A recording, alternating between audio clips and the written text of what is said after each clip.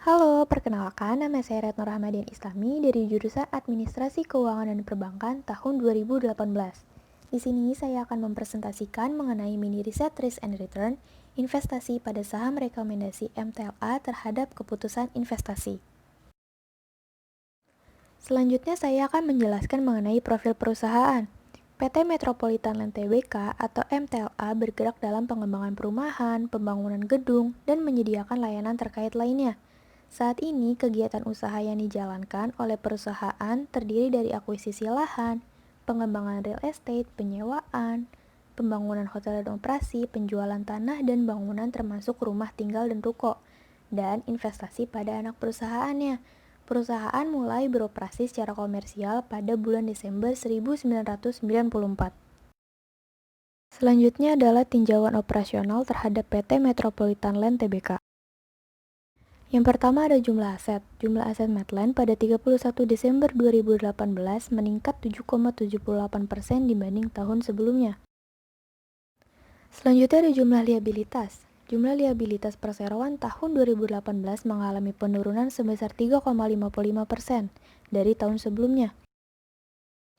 Lalu ada jumlah ekuitas. Jumlah ekuitas Medland tahun 2018 meningkat sebesar 14,65% dari tahun sebelumnya.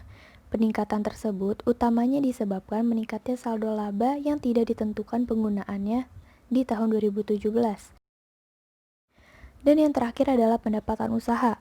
Jumlah pendapatan Medland tahun 2018 meningkat 9,12% dibandingkan tahun sebelumnya. Pendapatan perseroan utamanya masih dikontribusi oleh segmen real estate, yang tahun 2018 membukukan pendapatan yang meningkat 12,42% dibandingkan tahun sebelumnya. Analisis fundamental atau fundamental analysis adalah teknik analisa yang memperhitungkan berbagai faktor, seperti kinerja perusahaan, analisis persaingan usaha, analisis industri, analisis ekonomi, dan pasar makro-mikro. Perhitungan risk and return dengan metode kuantitatif. Yang pertama adalah beta. Beta MTLA sebesar 0,93, lalu beta CTRA sebesar 1,33, dan beta MKPI sebesar 0,25. Apabila beta kurang dari 1, artinya bahwa sensitivitas harga saham lebih kecil daripada IHSG. Dan apabila beta lebih dari 1, artinya tingkat keuntungan saham meningkat lebih besar dibandingkan dengan tingkat keseluruhan saham di pasar. Dalam menghitung return saham, saya menggunakan CAPM. Berdasarkan prinsip tersebut, maka Capital Asset Pricing Model atau CAPM digunakan untuk menentukan keuntungan atau expected return yang layak untuk suatu investasi dengan mempertimbangkan risiko investasi. Pada penelitian ini, saya membandingkan antara saham MTLA, CTRA, dan MKPI. Valuation dengan metode Dividend Discounted Model atau DDM. Analisis perusahaan yang mengkaitkan antara cash flow yang diharapkan dari dividen yang dibayar perusahaan kepada investor. Berikut merupakan perhitungan DDM untuk saham MTLA, CTRA, dan MKPI. Dari ketiga saham tersebut, hasil perbandingan antara nilai intrinsik terhadap harga pasar atau closing price menunjukkan bahwa harga pasar perusahaan tersebut mahal. Security Market Line. Pada penelitian ini, saya mengambil perbandingan saham CTRA dan MKPI. Terlihat pada data tabel di samping bahwa MTLA memiliki saham efisien, sedangkan untuk saham CTRA dan MKPI memiliki saham yang tidak efisien. Terbukti dengan grafik di samping bahwa garis biru MTLA berada di atas garis merah, yang menandakan bahwa saham tersebut memiliki saham yang efisien. Sedangkan grafik CTRA dan MKPI untuk garis birunya berada di bawah garis merah, yang berarti saham tersebut memiliki saham yang tidak efisien.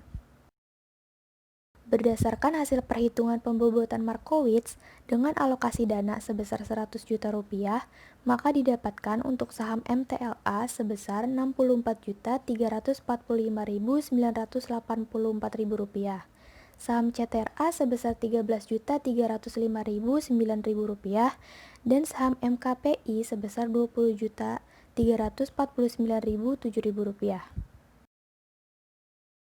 Analisis teknikal. Analisis teknikal dengan metode MACD atau Moving Average Convergence Divergence merupakan salah satu indikator teknikal yang membantu trader mengidentifikasi perubahan arah. Selain itu, MACD bisa memberikan informasi apakah tren yang berlangsung cukup kuat atau tidak. Analisis pertama pada saham MTLA. Tren terakhir pada saham ini adalah sideways. Signal masih bullish karena pada MACD masih dapat naik garis birunya di atas garis merah, yang berarti masih golden crush atau kenaikan pada harga. Saham ini juga belum menyentuh garis resistance. Analisis selanjutnya pada saham CTRA. Tren terakhirnya juga sideways, signal bullish karena belum mencapai batas resistance. Dan MACD juga garis biru baru memotong garis merah ke atas yang menandakan waktunya buy.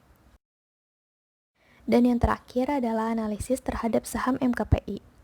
Saat ini saham MKPI sedang diberhentikan sementara oleh Bursa Efek Indonesia yang dikarenakan pandemi COVID-19, memberi dampak hingga pemenuhan kewajiban pokok dan bunga hutang pada PT Metropolitan Kencana.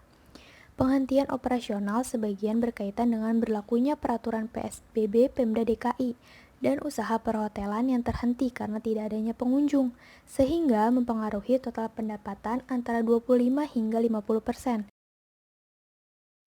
Berikut merupakan bukti trading list yang telah saya lakukan.